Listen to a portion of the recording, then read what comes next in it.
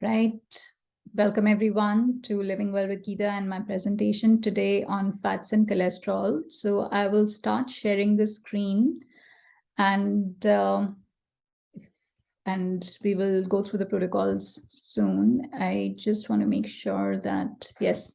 Okay, hopefully, can you see my screen? Can somebody unmute and just let me know if you can see my screen?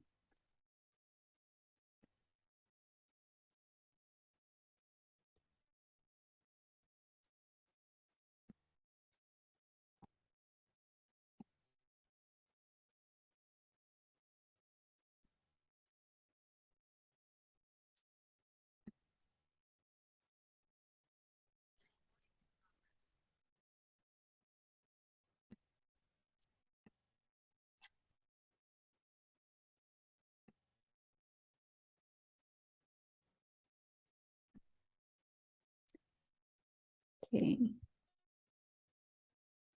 All right, I think you should be able to see my screen now.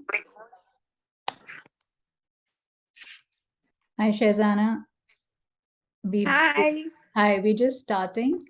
Okay. You haven't missed anything, and Okay. you can stay on off camera. That's completely fine. I'll just ask you to put yourself on mute because I'm recording Sure. the session, and Sure. I'll get through the whole protocol during the session. Thank you. All right. Once again, welcome everyone to Living Well with Geeta and today's presentation on fats and cholesterol. And hopefully, if people do join in the middle, I'll be able to let them in. And so a little bit about me, because some of you are joining me for the first time. Some of you know me already from before what I do. So I'm a functional nutritionist, and I basically bridge the gap between you and your health using nutrition and lifestyle. I also have a background in Ayurveda, but not as a practitioner, but self-studied and self-researched on everyday basic Ayurveda tips and tools that you can use and incorporate in your life on a daily basis to support your health and well-being. Something about me, I love hiking in the forest and plan to do Mansarovar at some point of time. I enjoy eating dark chocolate. It's actually, I will share, it's a very good source of fat as far as it does not have high sugar content. And something that I'm passionate about and keep learning is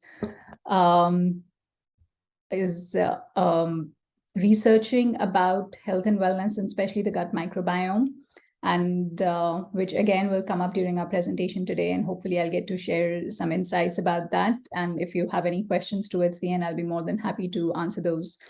So I'm just going to just see, there are some people who are trying to join, and I just want to make sure that somebody is trying to join here and they're having issues. Okay.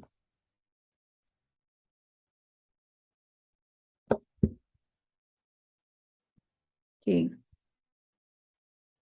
You're all running, and this client is sending me a message that they're not being able to join. So I just want to make sure there is no issue going on here. Just going to stop sharing my screen for a minute to see if there's anybody else who's okay. Okay, it's fine. All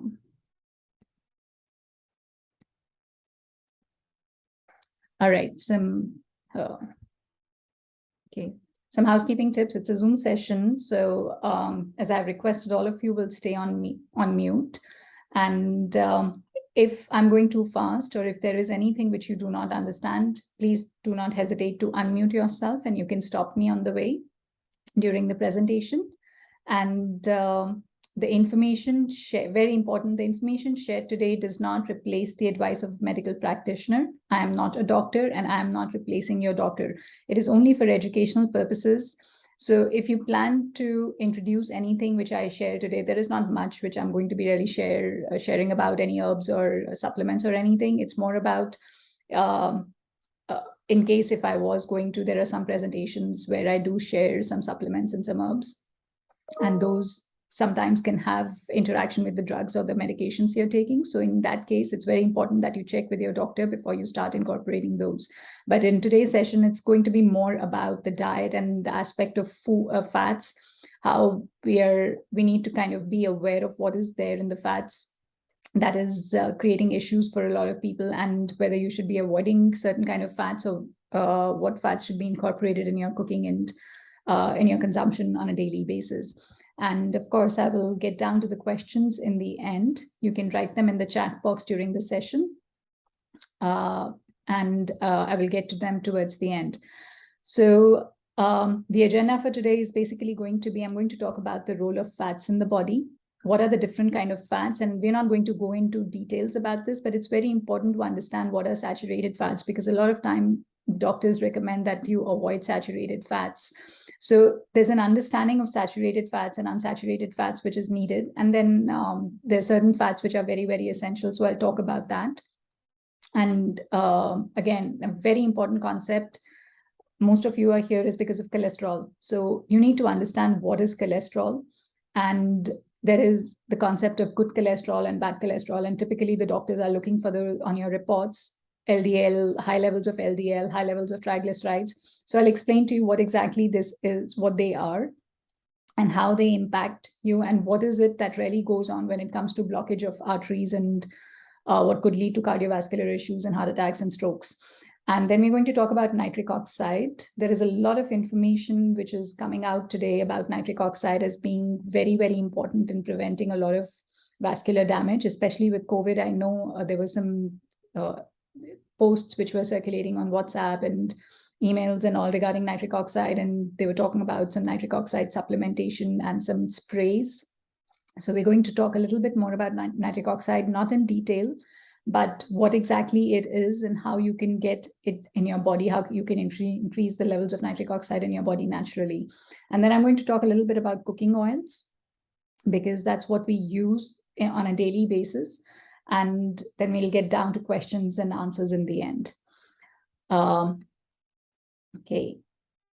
So, okay. Feel free to unmute yourself for these questions, which I'm going to be asking. Does anybody know what part of the body contains the most fat?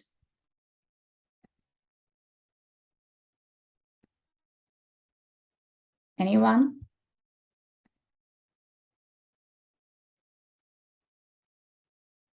Hi, Swapnil, can you hear me?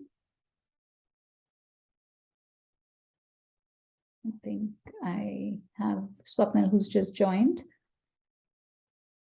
Yeah. Swapnil, can you hear me now? Yes. Yes, ma'am. Yeah, great. Thank you for joining, and you can put yourself on mute, or in case if you know the answer to this question, feel free to answer. Would anybody like to take a guess? What part of the body contains the most fat?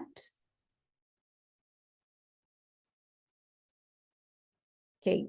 It's the brain. Yeah, thank you. It is the brain which contains the most fat. Almost 60% of your brain contains fat. True or false, your body can convert sugar and carbs into fat. Anybody would like to take a guess with that one, whether it's true or false? False. Swapnil, that's incorrect. Your body can convert sugar and carbs into fats. The body can store carbs and sugars. When there is excess consumption of that, the body can convert it into fat to be used later. And that is, we're going to talk a little bit about that, not too much in detail in our presentation today as well, but thank you for trying. 50%, again, it's a true or false question. 50% of the people who had heart attacks had normal cholesterol levels. Any guesses?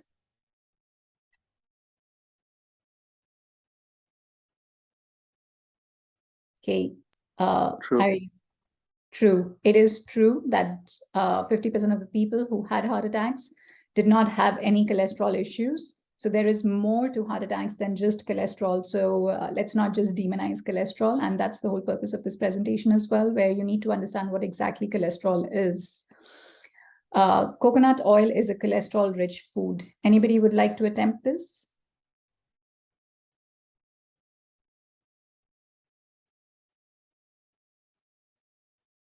Okay. False. That's very right. coconut oil is not a cholesterol-rich food. Cholesterol comes only from animal-based products. So a lot of people think anything which solidifies at room temperature has cholesterol. That's incorrect. Cholesterol only comes from animal-based products. Any foods which come from plants, which coconut oil is a plant-based food, it does not have cholesterol. Okay, so before I begin the presentation, there are just a couple of concepts which are very important that you understand, because I will be talking about them. And I'm not going to go down the chemistry class or anything, but just be aware of these concepts because they will come up during the session. So one of the most important things which is important to learn today is about free radicals. Now, what are free radicals?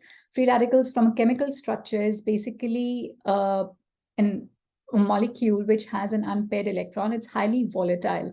So as I said, I'm not going to go down the chemistry part because I was not that great at chemistry anyway in school. So I won't be the best at explaining it, but just be aware that free radicals basically are reactive oxygen or reactive nitrogen species in the body, and they create oxidative stress. When I mean oxidative stress, it's basically, in simplest of terms, they are what start the process of diseases in the body, and they are what also lead to aging. The more free radical exposure your body has, the faster you age, and your body produces free radicals on its own within itself. When you exercise, when you produce energy, when you are running, or any other chemical reactions which are happening, because basically your body is a very sophisticated, intelligent piece of machinery. And a lot of chemical reactions are happening constantly. And as a side effect or a byproduct of those reactions is a lot of free radicals are produced. And that's why we say with age, you lose the flexibility in your skin, you get wrinkles. That's all excessive free radical damage which is happening. And the reason why it happens with age is the body also produces antioxidants. An antioxidant is basically a molecule which has the ability to take or absorb that free electron.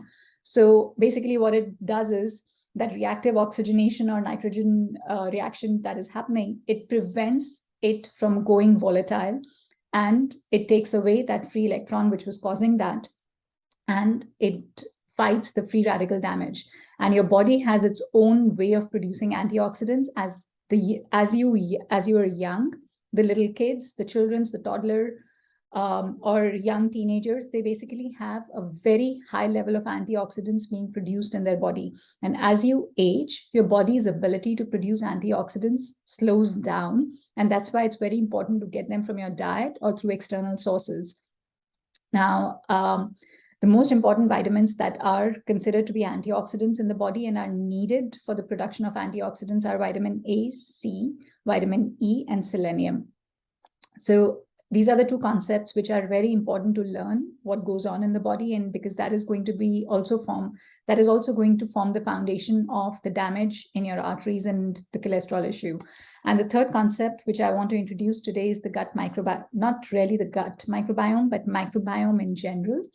And I know there's a lot of conversation which is happening about the probiotics and these healthy bacteria in your gut, but it's a lot more than that. A microbiome is basically the ecology of these bacteria which exist within us. They are inside our body.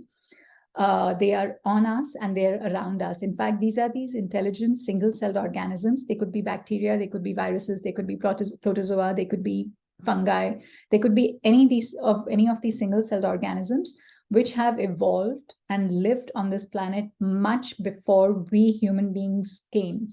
So they have the intelligence of the evolution, and they are the ones who have primed our cells, our immune cell, our body to learn how to adapt to the environments. And there's a lot of research which has become available in the last 20 years. And there was no awareness about this interaction and this codependence that we have on these healthy bacteria. So it becomes very important. In fact, we are saying, like, scientists are saying today, and the researchers are saying that any research which was done and did not, especially with the human body and the human health, which did not consider the role of the microbiome is being considered obsolete, because it's incomplete if you do not understand the influence this microbiome has on the health of your body. So these are the three concepts which are very important to understand. So let's talk a little about the fats. So what really are fats? Fat is basically a macronutrient. I'm not going to spend too much time on this because we all know fat, carbohydrates, and proteins are the three major macronutrients which your body needs. When we say a macronutrient, it's needed in substantial quantities. 25 to 30% of your body's needs of energy and nutrient requirements should come from fat. Fat, vitamin A, D, E, and K, there are 4 vitamins which are fat soluble, which means that for the body to absorb and use these vitamins, it's very important that your body has enough reserves of fat. And secondly, it's not even just consumption of fats in your body or having enough fat nutrients. It's also important that your body is able to break them down and absorb them. Because a lot of times when people have deficiency of vitamin D and vitamin A, the reason could be that there is not enough fat in their diet, or there is not enough fat which is breaking down and being absorbed in the body for those nutrients to be carried to the cells. And that is what creates deficiencies. Secondly, it provides insulation and protection. We all know you have this, like the kids have a lot of fat. When they're younger, they fall and it protects them. So that's the insulation and protection. It maintains body temperature. It provides the warmth that is needed, especially in colder climates.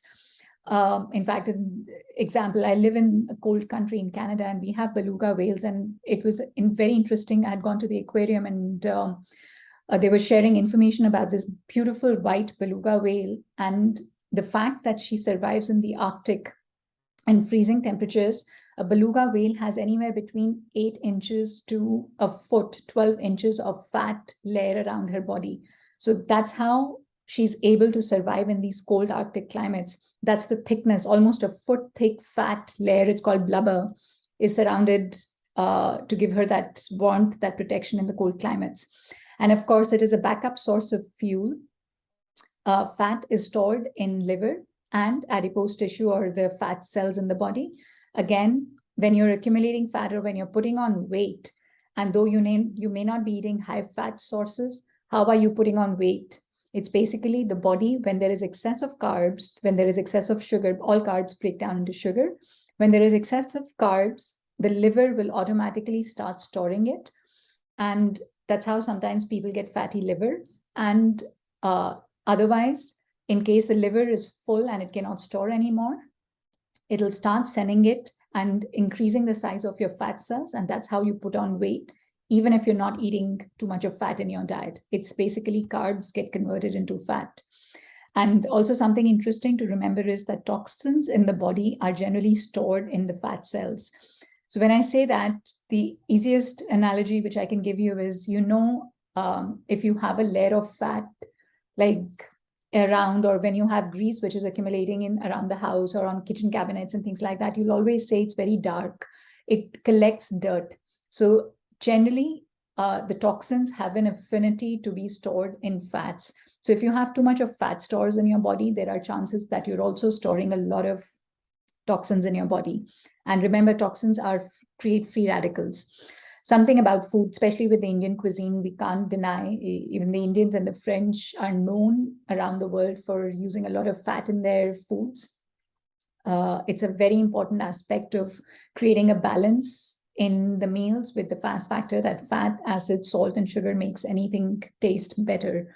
So fat is a very important component. But from my perspective, what it is, why consumption of fat is very important is there is your tongue and your taste buds have some exclusive fat buds, which if they do not get satisfied, you do not get satiety. You do not feel satisfaction when you eat food. So it's very important to incorporate some good quality fats in your diet, because that gives you that feeling that, yes, I have eaten a good meal, I'm feeling satisfied. And then you will not have cravings and you will not reach out for foods which do not really provide satiety. It maintains blood sugar, very important, because fat does not spike insulin and it does not give you blood sugar spikes. So when you incorporate your carbohydrates or high sugar foods with a little bit of fat, it slows down the release and prevents those insulin spikes. And keep that in mind when I'm talking from this perspective. It is not only for people who are diabetic.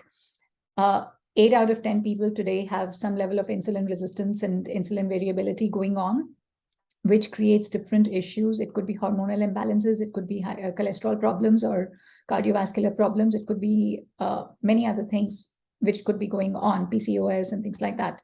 So it's not only for diabetics who need to understand this, it's for everybody. And of course, it's a storage form of fuel or energy in case you're not eating.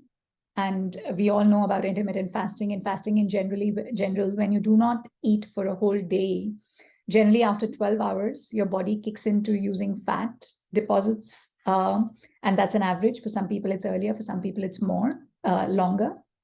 But if you're fasting and if you do not eat for a whole day, it does not mean you collapse or anything. You're still capable, based on what your nutrient load and the availability of fat is. You still can survive. Your body can function by using the storage form of energy, which is basically the fat in your body. Okay, so we're going to be talking about the classification of fats. Now, I'm not going to go into the details, but this is basically for you to understand what kind of fats are out there and what should be. A lot of people are talking about saturated fats and they're avoiding that. So this classification is going to be more about what is important and what is important to be aware of, what to avoid and what fats to eat and what not to eat in your daily, in your regular diets. And then I'm also going to be talking about something called essential fats. And this is based on your body's nutrient demand.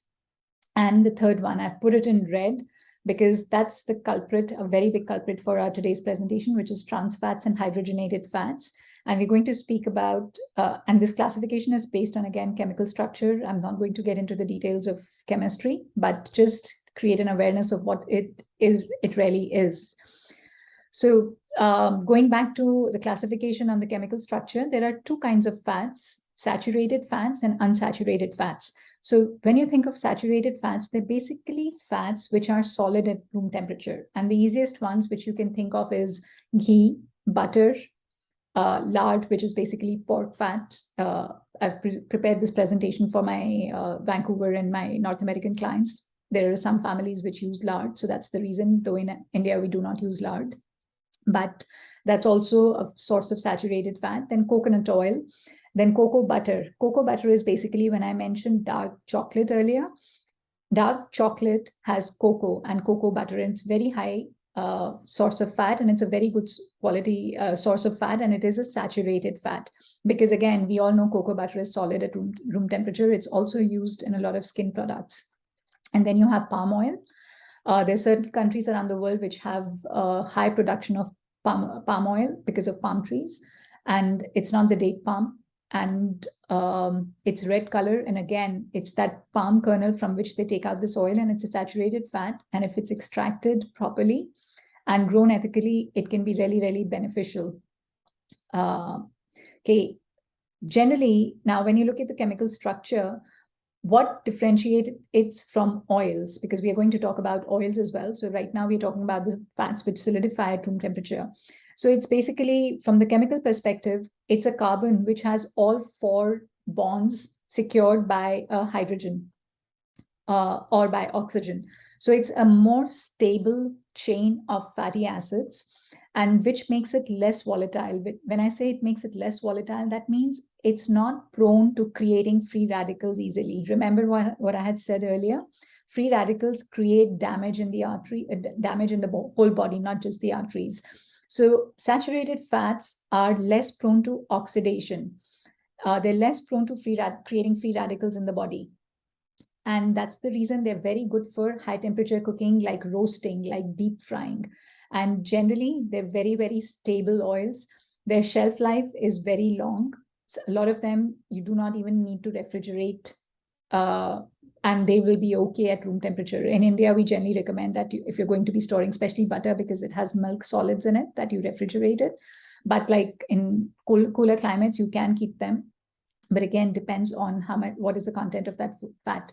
Butter is not just pure fat. It has milk solids and some proteins and some sugars. That's the reason why it needs to be refrigerated, because they can deteriorate.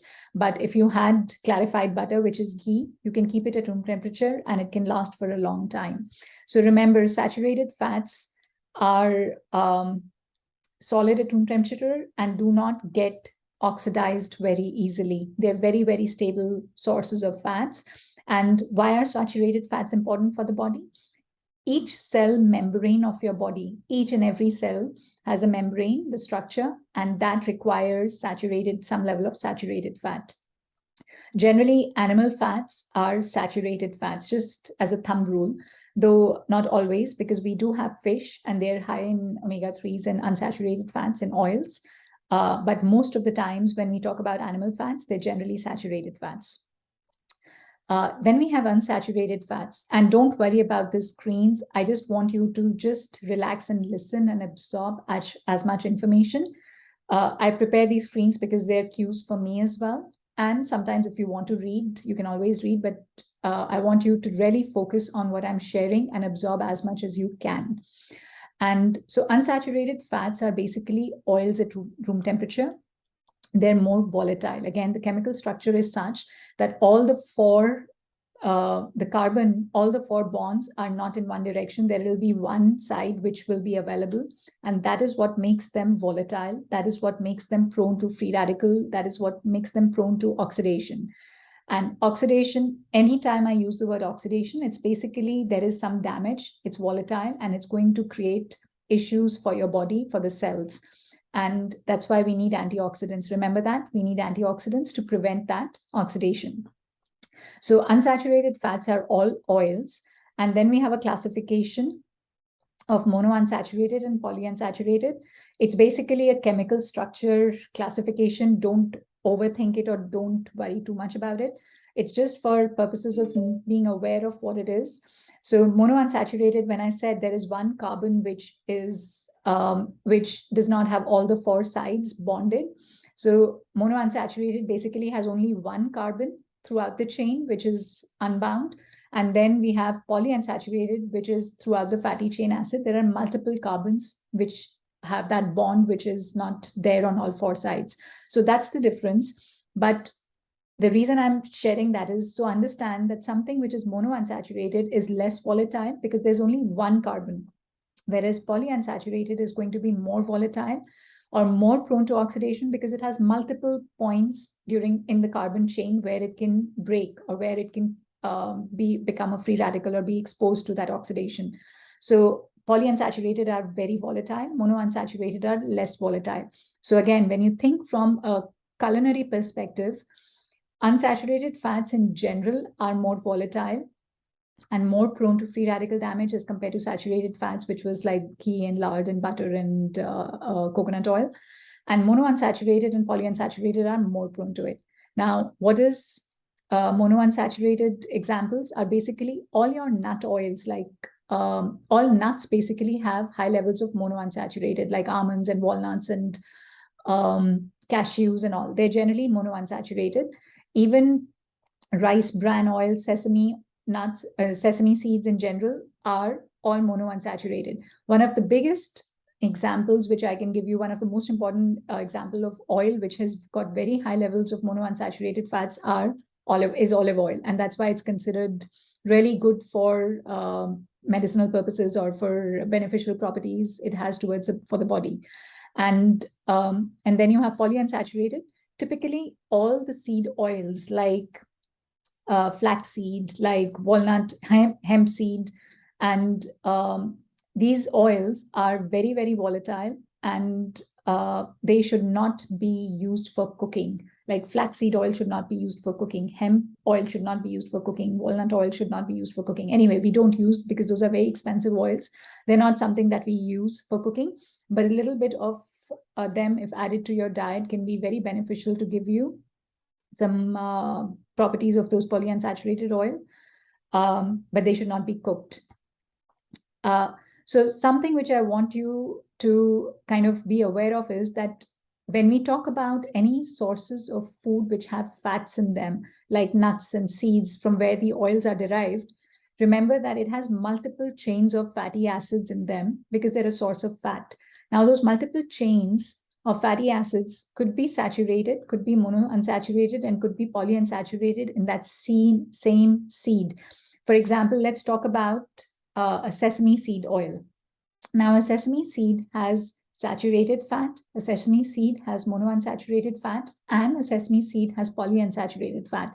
When I kind of clarify that, just categorize a sesame seed being monounsaturated, the reason why we do that is that most of the fatty acid chains in sesame seed is monounsaturated. That's why we categorize them. Does not mean that sesame seed will not have polyunsaturated, but they have more of the monounsaturated.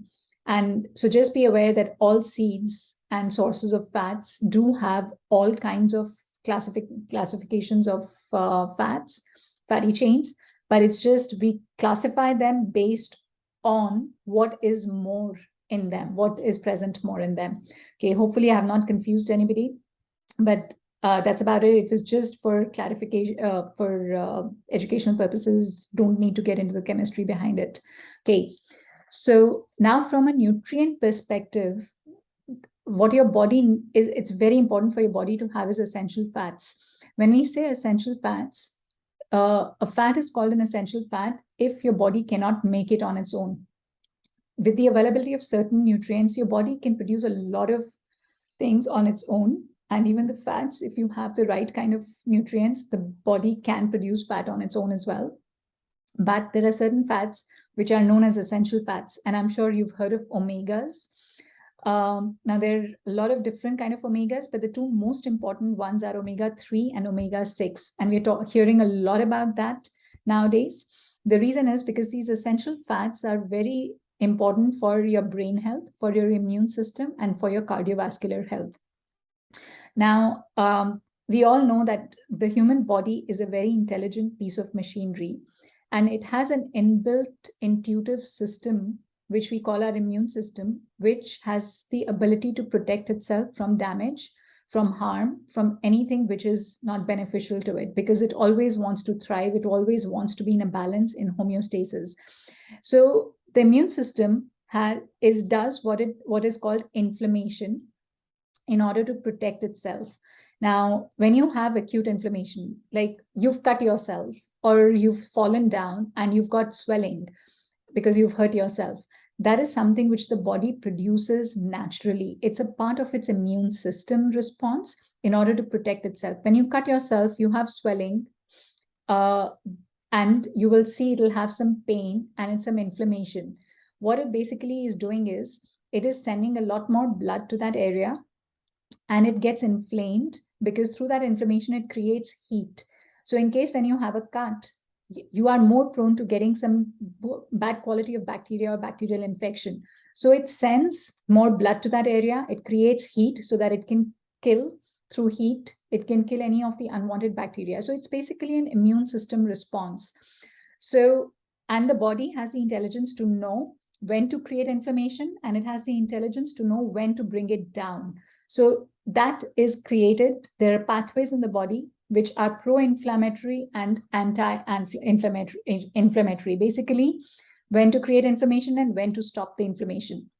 What happens is that when you have excessive amount of radical damage or excessive amount of a trigger which is creating, or anything which is creating too much of damage in the body, and you're not removing that trigger, could be multiple reasons, the body loses that balance, that ability of balancing between when is the inflammation needed to be created and when it needs to be stopped. And that is why you have people who have constant inflammation for, like it becomes a permanent chronic issue. Like you have inflamed joints. People who have brain fog every morning or cognitive decline, they basically have inflammation in the brain. When you have inflammation in the brain, you do not feel it because it does not have a vascular system as such, where you do not have the sensory nerves there for you to feel pain. When you're having a headache, that's different from inflammation in the brain. Inflammation in the brain is basically when you have brain fog, when you cannot think clearly. Those are signs of brain inflammation. All kind of cognitive decline issues are a sign of brain inflammation. So when those things happen, that means the pathways in the body which decide when to block that inflammation are not working efficiently. And that's where we have seen that more and more the balance between the essential fatty acids is missing.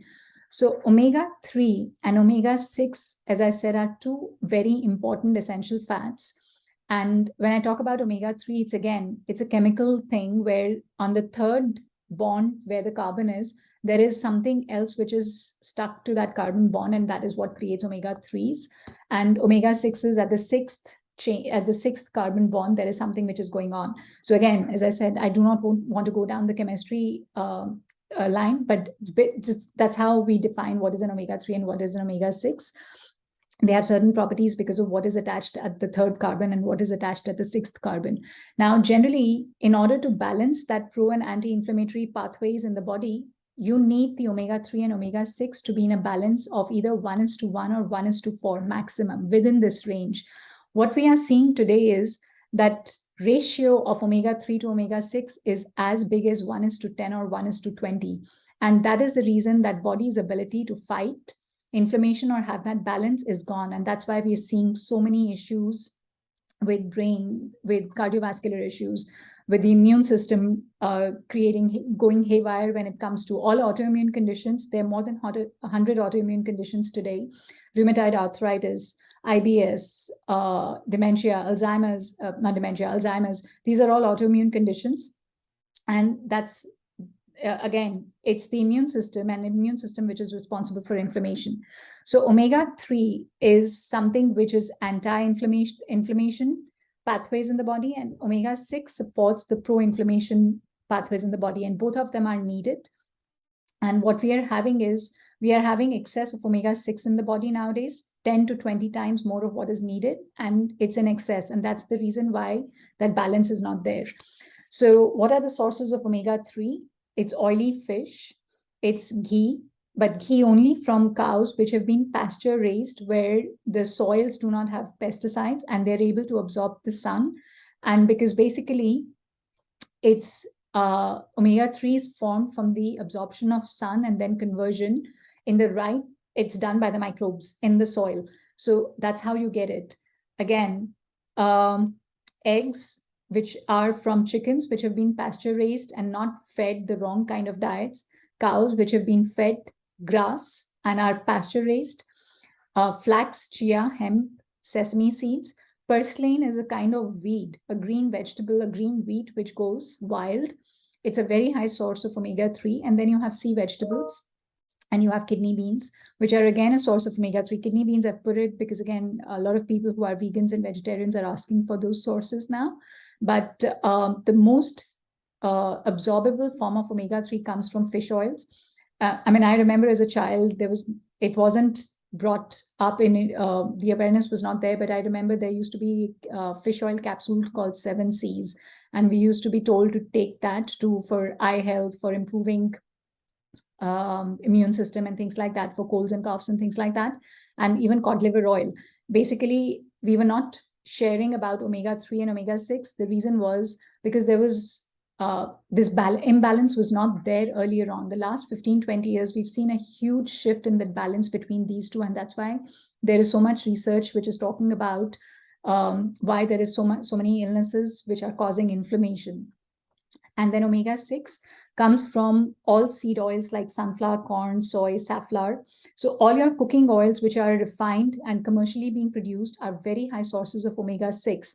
And when you look at, if you're eating a lot of foods from outside or processed foods, or when you're ordering from foods from outside, most of these commercial places do not use good quality fats. They're basically using the cheapest kind of refined oils, and most of them are very high sources of omega-6. So that's how your consumption of omega-6 is also going up. A lot of packaged foods, like your chips, and we'll talk about that, a lot of them have trans fats as well. So omega-6 availability in general is much higher to you as compared to omega-6. As compared to omega-3. And that's the reason why we have this imbalance. So hopefully that makes it clear. That's why it's important to start incorporating high sources of omega-3 in your diet and cut down on the omega-6 in your diet. Okay, another classification for fats, which is very important, is trans fats or hydrogenated fats. And it's basically, again, I'm not going to get into the process of what creates trans fats or hydrogenated fats. It's basically, remember, any oils, and all oils are basically converted and made into hydrogenated or trans fats. The reason is because oils are very volatile, And there is a commercial aspect to why we have so many trans fats and hydrogenated fats. The reason is because these oils are bulk produced. These seeds, which are being used for making oils, are bulk produced commercially, and like corn oil, like soybean oil, like safflower or sunflower oil or safflower oil. And these are then, they're the cheapest forms because they have economies of scale. And these are then converted into fats because oils are very volatile. So in order to make them more shelf stable so that they do not get oxidized and they do not smell and they last long, they add a hydrogen bond chemically to the carbon, which is volatile. And that's how they hydrogenate it and make it more stable and make it behave like a saturated fat, like butter or like ghee, which has a longer shelf life. So, and most of these oils, these seeds, which are commercially produced, are using a high amount of pesticides, or they have been genetically modified to sustain growth and increase yield using pesticides. So all the oils, I remember as a kid, there was something, because that era had started where cholesterol was considered bad for you and everybody was telling you to stop eating ghee and stop eating saturated fats and move towards oils. And in that process, there was something called vanaspati, which is shortening, or vanaspati ghee, which was basically hydrogenated ghee. It was made from oil. And it was a trans fat in the sense it was chemically prepared in the labs or the process of adding hydrogen to it. And that is a very, very high source of free radicals in the body. In fact, we call it fake fat or fake form of fat, which the body does not even recognize because there is no receptor in your fat cells which will absorb that oil. Your cell has receptors where it understands anything which nature has made, and you have the ability to absorb them and let it go into your cells, into your, for whatever uses it is needed. Trans fats and hydrogenated fats do not get recognized by your cells. There are no receptors for them, and they basically are free radicals and create a lot of inflammation in the body. So next time when you think of margarine, even if they tell you it's made with olive oil or made with avocado oil or the best seed oil, it is still a trans fat or a hydrogenated fat and will not be considered a natural food by your body and will not be absorbed. So rethink before using margarine or any butter alternatives or any low-fat products. Some of the pictures I wanted to share here so that it stays embedded in your memory, that all the fried foods that are prepared commercially, unless they say that they're using a saturated fat or a good quality oil, most of them will contain trans fats or hydrogenated fats. All your cookies and all your processed foods, they all have to have a long shelf life, and because profit is the motive, and that's the reason the quality of the fat they use is hydrogenated, so that it has a long shelf life. It is more stable because cost is a factor and shelf life is a factor. It's all about profits. And then you have, of course, fast foods. They're I mean, just as an example, when you eat fries at McDonald's or any of these stores, the oil that is used for deep frying is reused. They do not throw it. And every night, I used to, in fact, have a client who used to come for some classes earlier, and she worked at McDonald's, and every night they add a deodorizer to the oil because they want to use the oil the next morning. So they would add some deodorizer so that the oil would lose that burnt smell, and it would be, and it's a chemical basically, and it would make it available again the next day. The same oil would be used for deep frying and highly, highly oxidized, but just balanced because of addition of some chemical and made stable so that you don't smell the rancidity or the oxidation. So again, all baked goods which are produced commercially, and they do not mention that they've been cooked with butter because butter is a much better source. If they're cooked with hydrogenated fats or partially hydrogenated oils, they are basically sources of trans fats. All your bingo and chips and all these snacks are containing trans fats. And again, this whole presentation is not about making you feel guilty every time you open a bag of chips. It's about just being aware that this is what you're incorporating in your diet. So see where you are on a spectrum of health and how much consumption, what is the balance that you want. I'm not saying it's very difficult to completely say no to all these things, and sometimes you do land up consuming them, but there's got to be a balance with an understanding of how much consumption is going on, and where are you on a spectrum of health. Okay, now coming back to cholesterol. So that was about the fats. And if there are any questions, I will answer them. We'll take a little break where I'll stop sharing the screen in a bit, but I just want to get through the slide. And so what is cholesterol? It's basically a waxy substance in the body. Chemically, based on the chemical structure, cholesterol is an alcohol. Again, do not think of alcohols as in you enjoy a drink. It's basically the chemical structure is where it's categorized as an alcohol, but it is, for common terms, it's a waxy substance that behaves like a fat. It is produced by the liver, and only 20 to 30% of the cholesterol comes from diet. So dietary sources of cholesterol are all animal-based. When you think of the link, when I said liver is producing your cholesterol, and only animal foods give you cholesterol, that means the liver of those animals is producing cholesterol. Plants do not produce cholesterol. They have something comparable called plant sterols. And that's the reason when you have cholesterol issues, we highly recommend that you take plant sterol supplements.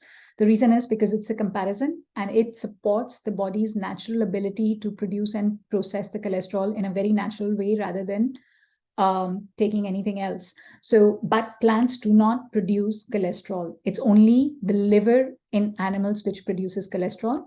It's a precursor to hormones. That means all hormones that your body has, which are very important system or channels of messengers like estrogen and testosterone and cortisol and DHEA, which is the anti-aging hormone. All these hormones need cholesterol. Cholesterol is a building block for these hormones. So if you do not have enough cholesterol in the body, that impacts even your neurotransmitters. Your brain nervous system requires cholesterol. So it's very, very important. And vitamin D conversion under the skin. So pay attention to this. For the last 30 to 40 years, we all decided to go low fat because we were told that eating ghee and eating good quality saturated fats was creating heart and inflammation, and it's not good for you. So in a country like India, or a lot of countries around the world where sunlight is easily available throughout the year, we have vitamin D deficiencies, and you're taking huge amount of vitamin D in supplementation form. What is going on?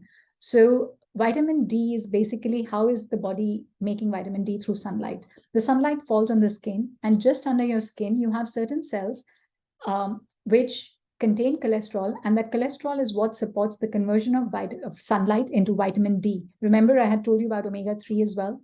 It's the sunlight. Sunlight is so important for converting so many nutrients that we need.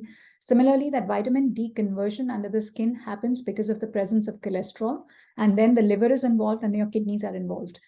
So that's how vitamin D levels are up. When you have no cholesterol because your liver is compromised, or if you are not consuming enough fat in your diet, even if your skin makes or your body makes vitamin D, but you do not have the fat because it's a fat soluble vitamin, it does not get transported through the rest of your body to the cells where it's needed.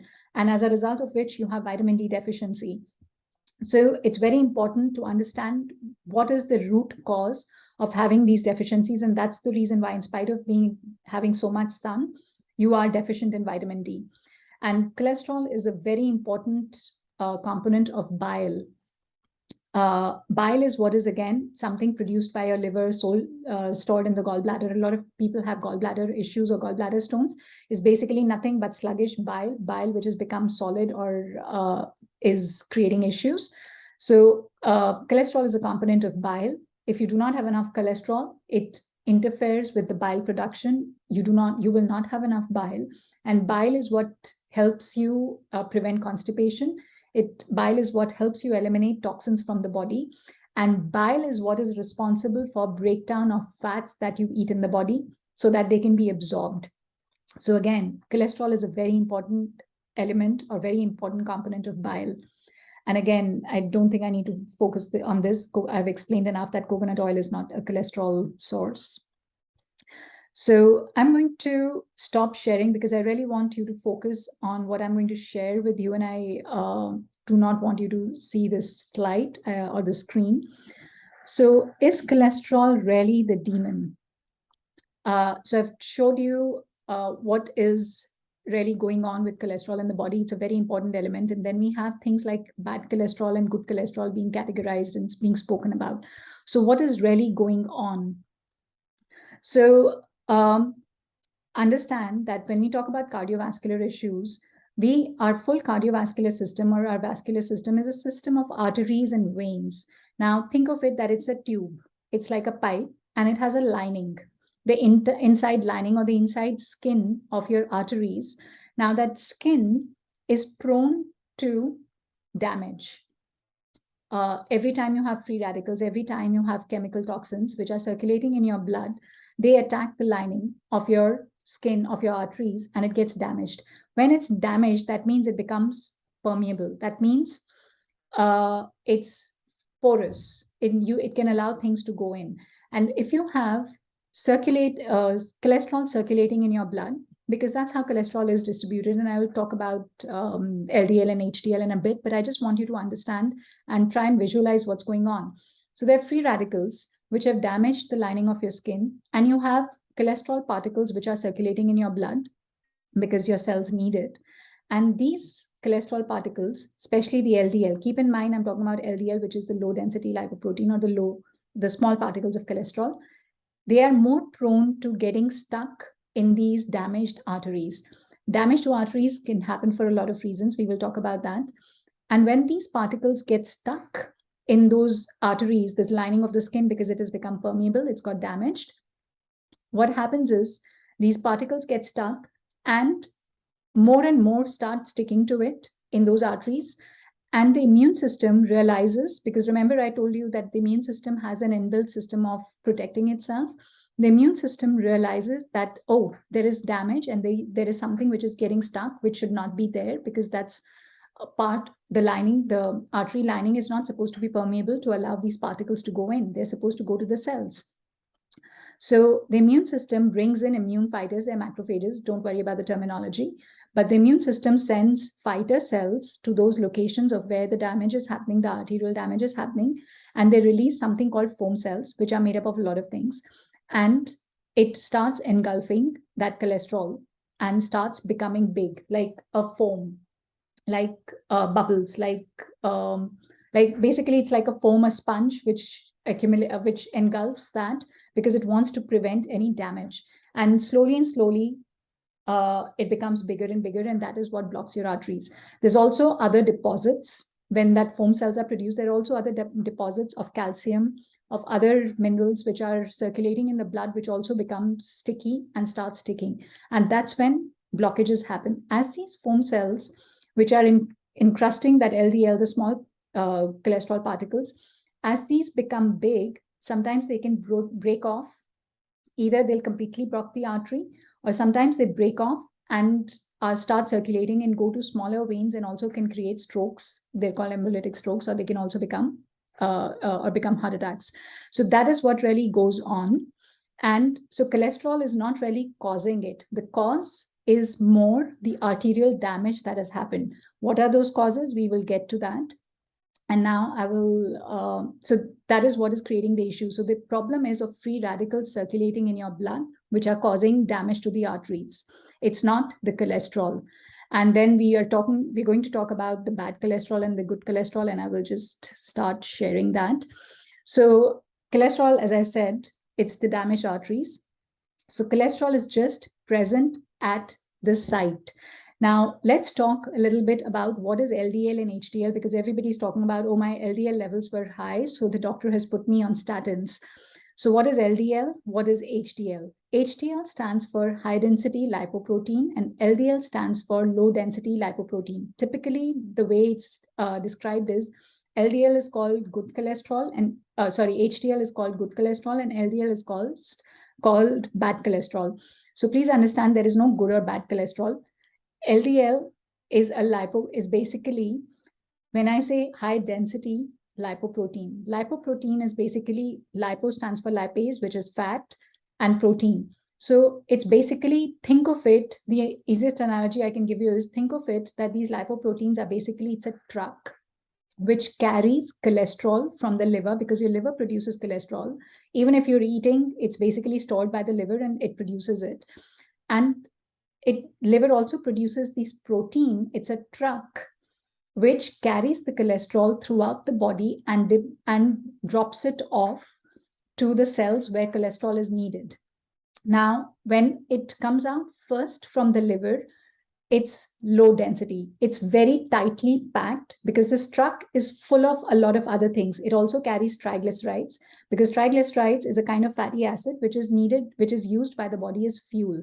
Cholesterol is used by the body for other purposes, which I've explained before. So this truck is carrying triglycerides, and this truck is also carrying cholesterol, and they're very dense, bound together, because this protein is carrying a lot of things which it has to distribute. So this truck is carrying a lot. So in that process, it first drops off the triglyceride to all the cells which need it as a storage form of energy. And then it is called a low density lipoprotein, which is basically carrying dense cholesterol. Now, when the damaged arteries are there, this LDL gets embedded in the damaged arteries. And that is where, if there is free radicals also circulating in the blood, they attach to this LDL particle and they create further damage, and they let that cholesterol get oxidized. So it's called oxidized LDL. And today we have serum results,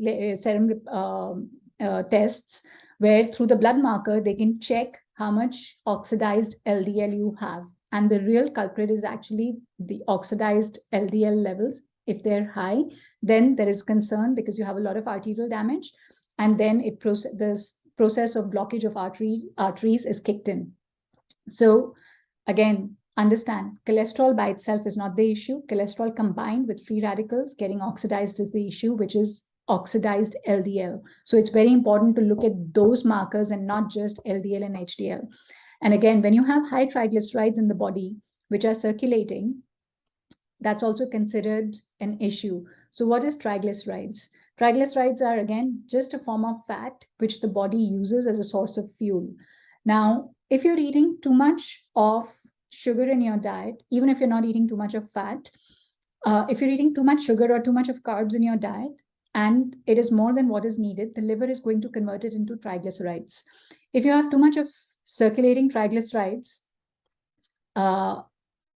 and the levels are very high, that means basically you have some level of insulin resistance, or your cells are not taking any more carbs, and the liver is being forced to convert it into triglycerides. And that's also what is creating an issue, because triglyceride is also a fat molecule, which means it also has a tendency to stick to the cholesterol because oils attract each other. So again, that's also a problem, because when LDL is getting stuck, you may have even triglycerides which may get bound to that LDL and create further issues, and then the foam cells will become bigger.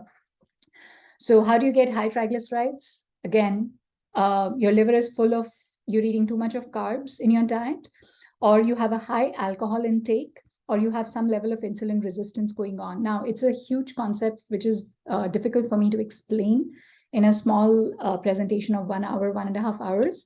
But I have my next one, I think, is coming on insulin resistance, which is the next month. I would highly invite you or recommend that you join that, because that is where I will break down what is insulin resistance and how do cells have an issue where triglyceride levels can go up and other issues can be created in the body. So that's in kind of a gist form, what is the real culprit. So there are two things which you need to be aware of when you have high cholesterol issues. One is free radical damage in your arterial walls. So what are the most common causes? Anything which causes free radicals in the body can be smoking, can be pollution, can be trans fats in your food, can be fried foods. You know, it's very interesting. I had somebody who told me the other day, oh, I cook my fried foods in a certain way where there is minimum oil which gets absorbed in the fried food. And so it's not that harmful. So I must tell you, every time you fry food, there is free radicals which are created. So for somebody to say that, oh, I make my fried food healthy is a myth. That fried foods create free radicals in the body. That's period. High blood pressure, one of the bigger culprits rather than cholesterol for cardiovascular issues. So it's very, very important. In fact, the number one reason for sudden deaths is not due to cardiovascular issues or heart attacks is not because of cholesterol, it is high blood pressure. Alcohol, chemicals, viruses, infections. We've seen a lot of people with COVID have had issues with the cardiovascular system. Again, it's an inflammation issue. But there are viruses and infections which can also damage your arterial walls and trigger the same issue of creating blockages in the arteries. And again, high sugar, insulin, triglycerides, and excessive free radicals. Again, when I was trying to tell you that the fats and the sugar, circulating sugar in the blood can also create an issue, and it's called glycation. Again, don't worry about the concepts, but if you have too much carbs in your diet, which are getting converted into sugar or triglycerides circulating in your blood, they lead to a lot of oxidized cholesterol and damage to the arteries, which is what you want to avoid. Okay, so earlier also when I spoke about it, that the body has its own ability, it's intuitively able to prevent this damage of free radicals as much as possible. And what is nitric oxide? Nitric oxide is a natural antioxidant which is produced along the walls of your arteries and your vascular system. All your veins, all your arteries produce nitric oxide naturally.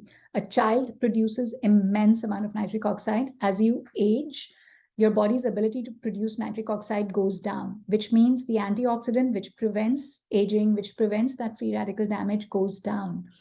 And in Ayurveda, in fact, science is also talking about nitric oxide. And in Ayurveda, we've always called something called prana, or the life force, that is being compared to nitric oxide. That's the importance of nitric oxide. And so I will talk about in my next slide on natural ways to increase the production of nitric oxide. But what we have seen is in the human body, there are nitrate-rich foods, or there are nitrates through different sources. And it's the bacteria. Again, remember I had spoken earlier about the intelligence of these single-celled organisms which are present in our mouth, in our skin, in our gut, throughout our body.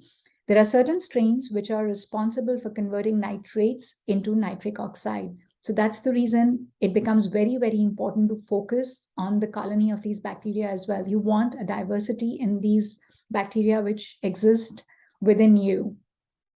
So the diversity of your microbiome really matters, and you need to have the right strains. Something as just when I was researching this, what came up was people who use too much of mouthwash, because the first stage where nitric oxide is produced is in your mouth and your sinuses.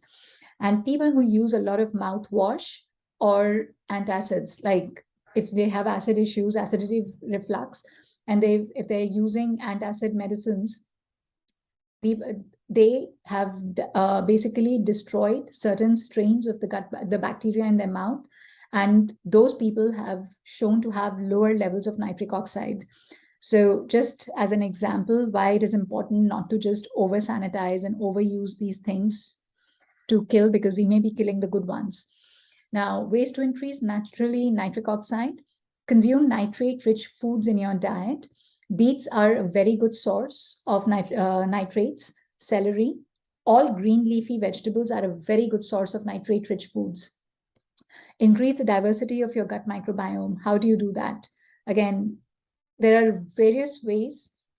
Include some naturally fermented foods in your diet. Homemade yogurt, homemade kefir, homemade pickles can increase, again, in small quantities, not in a huge quantity, because they're also high histamine foods. But very important to make your yogurt at home and consume that regularly in your diet. That's, from an Indian perspective, that's one of the best things that you can do. The other is go and spend time in nature, because they exist, and especially in areas which have low pollution, low chemical pesticides, the water table is cleaner. So if make a regular habit of going out in the nature, and if it's not available, you live in big towns, try your best to go to areas in the outskirts and countryside, or go for a holiday in areas which have less pollution or have more trees. So because the trees have an ability to constantly clean through using sunlight, they have the ability to constantly clean and detoxify themselves. So they will give you that fresh, clean oxygen and exposure to microbes. Practice pranayama. In fact, one of the easiest ways to increase the levels of nitric oxide in your body is pranayama. And there is a specific pranayama called Brahmari. if you cannot do too much, even practicing Brahmari on a regular basis daily, part of your daily routine, can really help increase the levels of nitric oxide, and spending time out in nature. And again, for me, it's very important that you shift your diet and lifestyle than looking for short-term solutions or looking for a magic pill. So there are, again, they will not work if you do not shift your lifestyle and your diet. So 2 herbs which have been shown to really support the production of nitric oxide in the blood and in the body is hawthorn berries. They're easily available, at least here in North America, and even in Ayurveda, I think hawthorn is used for cardiovascular conditions. So you can just make a tea out of it and enjoy it. If you have access to hawthorn berries fresh, you can consume them as well. And the other one is ginkgo biloba. It's an herb, which again, it's a tree which grows in Asia and China, and it's easily available. It's supposed to be very, very beneficial for your nervous system and also for your cardiovascular system, because it supports the body's production of nitric oxide. So just as I said, I wasn't going to share too much of herbs and supplements today, but those two make a part of your life, as in enjoy teas made with these herbs, or they're available even in supplement or tincture forms. Okay, something which a lot of people ask me is, what is the link between dairy, animal fats, and cholesterol? Because that's the first thing they stop consuming. A lot of people stop consuming animal fats.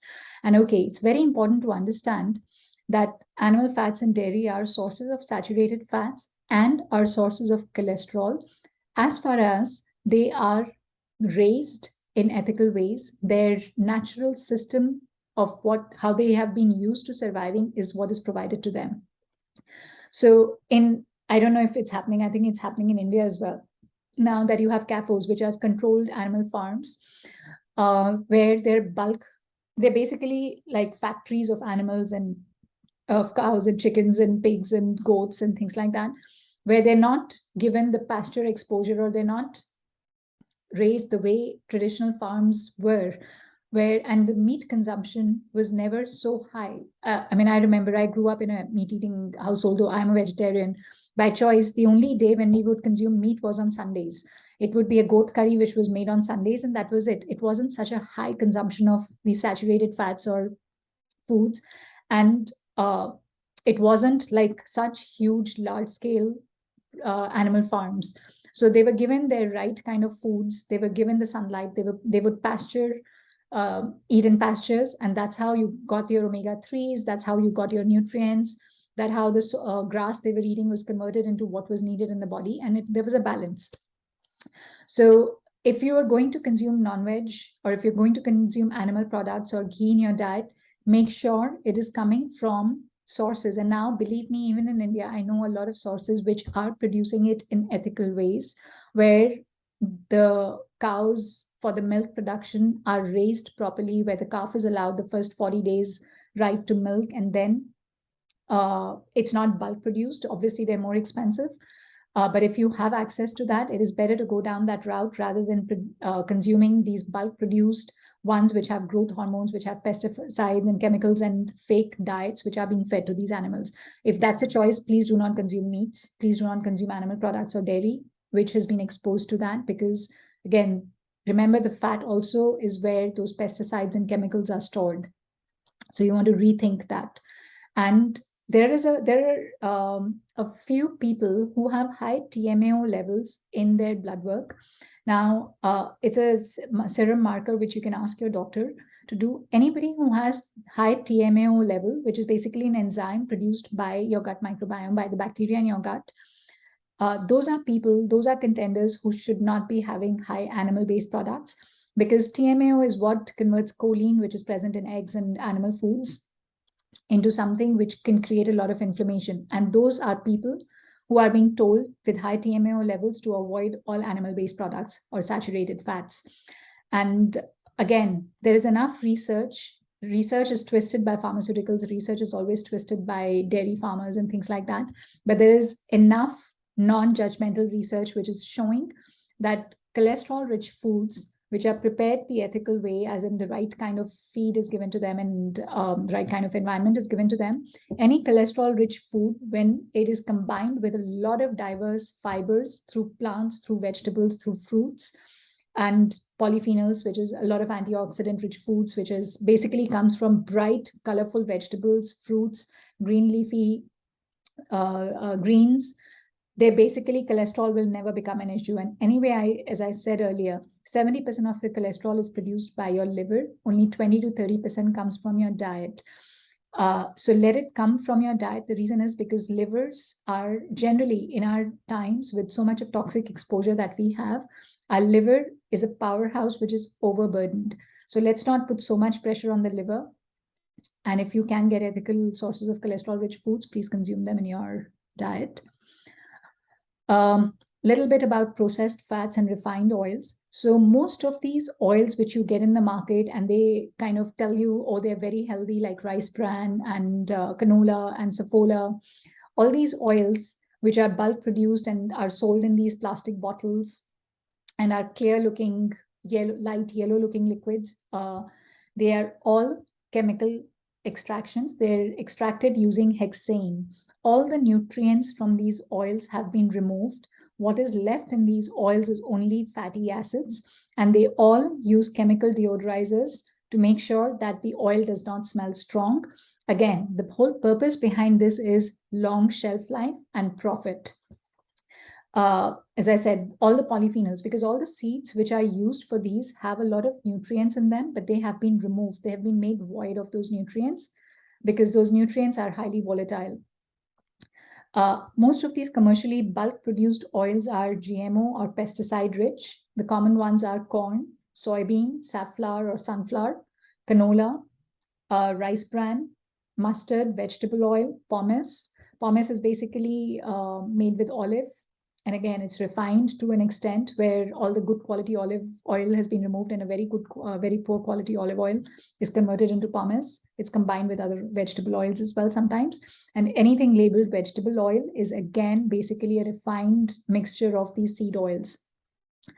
They're mostly sold in clear plastic bottles. Now, all these are not the best oils to consume, and they are a very high source of omega-6.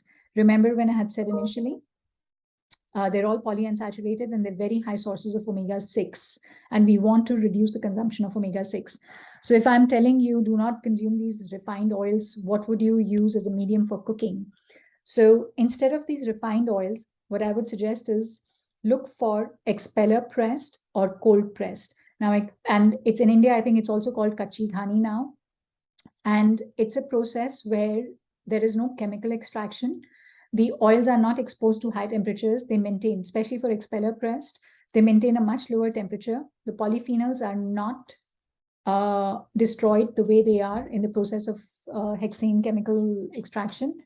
And so it's better. Those are slightly more expensive, but it's better to use an expeller pressed or a cold pressed or a kachi ghani oil in your cooking, or best, use saturated fats like ghee or coconut or sesame or lard or palm oil, whatever is available to you in your region easily, especially for high temperature cooking. Now, if you're getting, there are, because I have researched in India as well, there are kachi ghani or expeller pressed mustard oil, sesame oil, rice bran, and even coconut oil, and even peanut oil. Those ones can be used for medium temperature cooking as far as they are filtered, not refined, and expeller pressed. And certain things like extra virgin olive oil should not be used for cooking. It cannot withstand high temperatures and it'll get oxidized and you'll lose all the benefits it has. Again, flaxseed, walnut, macadamia, toasted sesame oil, which has a nutty flavor, those should all be used basically on dressings or poured from top. And I can answer any questions which you have towards the end regarding oils. So what is a healthier way to consume fats and prevent oxidation, or basically prevent free radical damage in your arteries? Consume fats as whole. Rather than focusing on using oils as a source of your fats for cooking, minimize the oil in your cooking and look for whole sources of fats, which is basically consume nuts and seeds in your diet, consume olives, consume avocados or dark chocolate, as in cocoa butter, regular butter, good quality cheese, which is again ethically used sources of dairy, yogurt made at home, kefir, fish. Those are whole sources of fat which are available in nature. There's not much of processing which is involved there. So use that as your source of fat rather than cooking oils. You can cook in water, you can cook it in 1 teaspoon or 2 teaspoons of oil and use broth or water to cook. And then if you do want to add oil, sometimes I know oil is needed in the beginning when you add your spices and all, use minimal amount. And then, in South India, they have a habit of pouring a little bit of ghee on top before they start eating, which is very good because you get if the ghee is good quality, you're getting your omega-3s, you're getting your cholesterol, which is good quality, and it adds the fat to your food without burning it, without giving it any chance of, and it enhances the flavor. In fact, I remember one of, in my trips to South India, a very close friend of mine who's also a doctor had told me in Ayurveda, ghee has the ability to negate the energy of the cook. A lot of times, it happens to all of us as well, that we are stressed about something or we're thinking about something and we are cooking, or we are angry and we are cooking, and we are all energies, and that food absorbs the energy of the cook. And that's what she meant. You do not want to imbibe that energy of the cook, whatever frame of mind. No judgments here. It's not about being negative towards the cook. It's just about we all, being human, can have those emotions while we are cooking. And you want to negate that. And ghee was used in Ayurveda. That's why they pour ghee at the end on top before they start eating, because it negated the energy or the energy of the cook from getting into the food, or basically before you absorb it from the food. And use cold or expeller pressed ghee or oil, or use ghee in your high temperature cookings. Do not reuse oil which has been deep fried in. That's really toxic and creates high amount of free radicals in the body.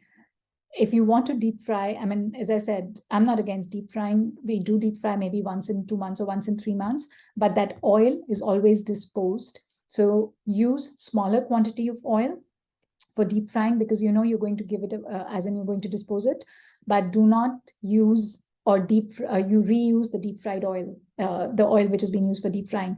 Use herbs and spices which prevent oxidation. Traditionally, all the spices and herbs like ginger and garlic and cumin and rosemary and a lot of these herbs, when you add to the oil, they have certain chemicals, certain volatile organic compounds which prevent the oxidation and the free radical damage from a lot of these oils.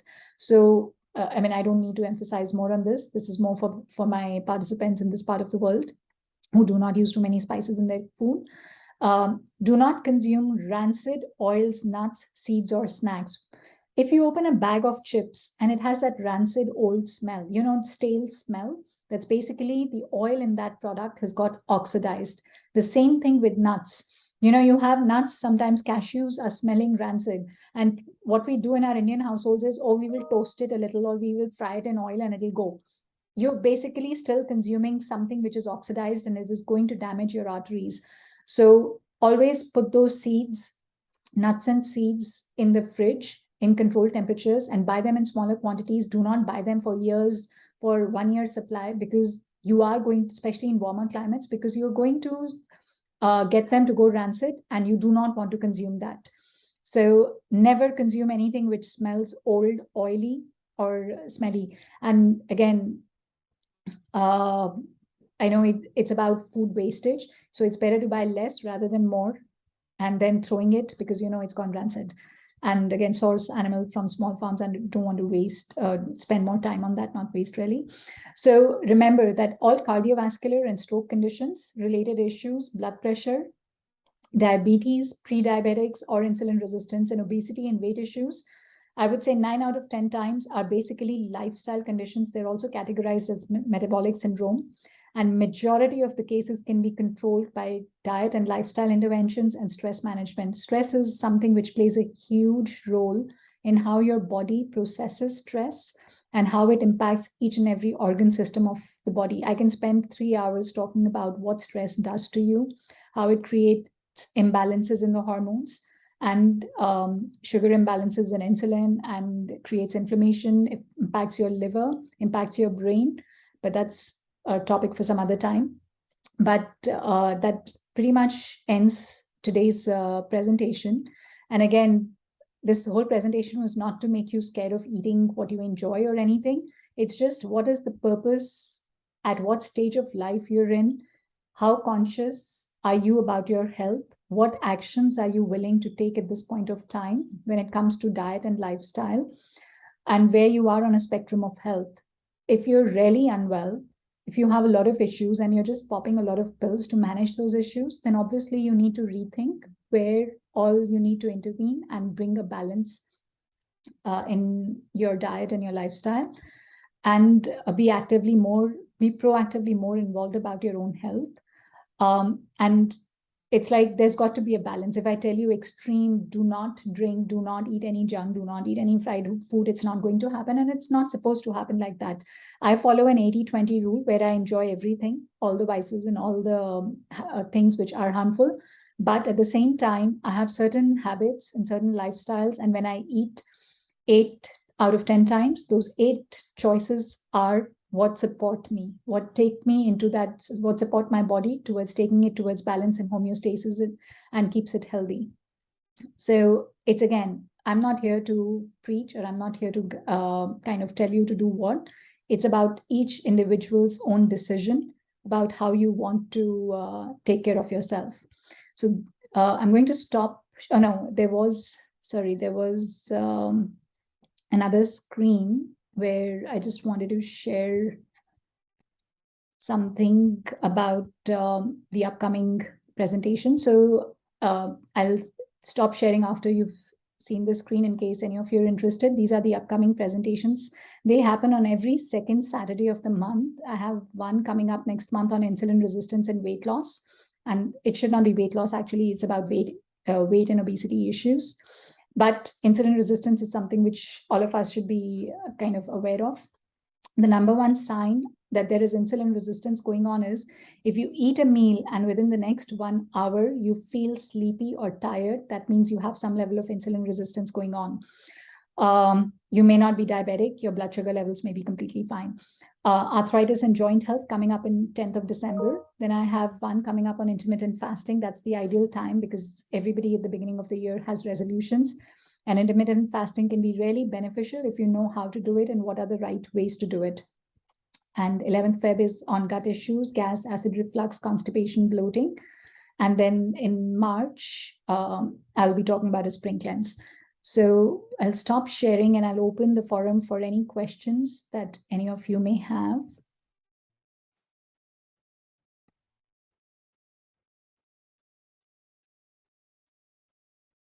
Okay. Anybody has any questions, or we can